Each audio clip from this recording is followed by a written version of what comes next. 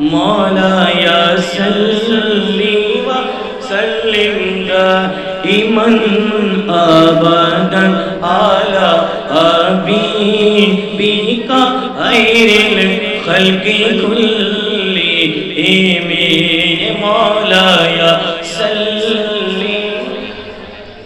دائما أبدا على حبيبك خير الخلق كلهم محمد سيد الكونين والثقلين والفريقين من عرب ومن أجم مولاي صل وسلم دائما أبدا على حبيبك خير الخلق كلهم شكرا مولاي صل وسلم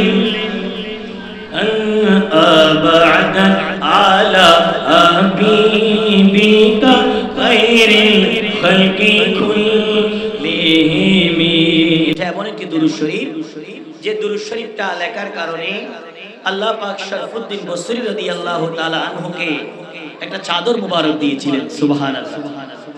এটা কোনো মামুলি দুরূদ শরীফ নয়, এই দুরূদ শরীফটা আল্লাহর দরবারে কবুল হয়েছে সুবহানাল্লাহ। রাসূল পাক সাল্লাল্লাহু আলাইহি ওয়াসাল্লামের রওজায়ে আকদাসের মধ্যে আল্লামা শরফুদ্দীন বসরি রাদিয়াল্লাহু তাআলা আনহু এই দুরূদ শরীফটা কি হয়েছে, কবুল হয়েছে। বিদায় এই দুরূদ শরীফকে বলা হয় কাসিদায়ে বুরদা। চিৎকার দিয়ে বলি না সুবহানাল্লাহ।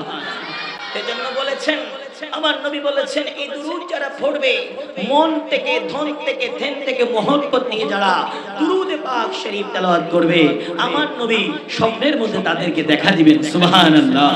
সেজন্য আপনারা এই দুরূদ শরীফ পড়ে বড় ধন্য। যে দুরূদ শরীফ পড়লে জীবনের গুনাহ ক্ষমা হয়ে যায়, যে দুরূদ শরীফ পড়লে আল্লাহ ইজ্জত এবং সম্মানকে বাড়িয়ে দেয়, যে দুরূদ শরীফ পড়লে আল্লাহ পাক বান্দার রিজিকের মধ্যে বরকত দান করে।